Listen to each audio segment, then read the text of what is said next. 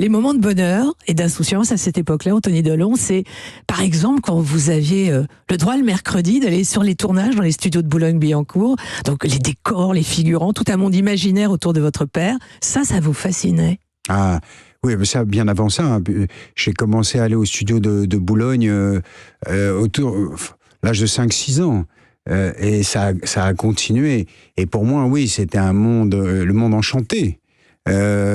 C'était effectivement les tournages, c'était l'autre. J'en parle beaucoup dans le livre parce que c'est un moment qui m'a énormément marqué. Alors les figurants, les différentes époques, les odeurs, la sonnerie qui annonçait le début de la reprise de la séquence, cette lumière rouge qui s'allume, ce silence, ces portes immenses, ces hauteurs de plafond qui en plus quand on a 5 ans ou 8 ans ou 10 ans nous semblent immenses. Et c'était très très haut effectivement. Donc tout ça, tout cet univers, moi je me baladais là-dedans. J'étais entre la réalité et le rêve.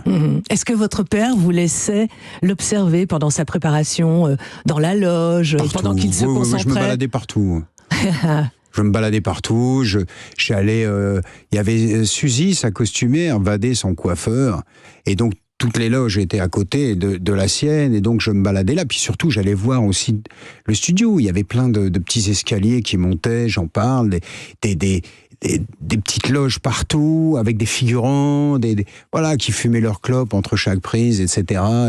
Et ce bar où ils allaient se nourrir, boire des coups, prendre des bières, où tout à coup, je parle du gars qui tenait le bar, qui m'appelait Anthony, quelque part, je sais pas, je faisais partie du décor. D'une espèce de famille.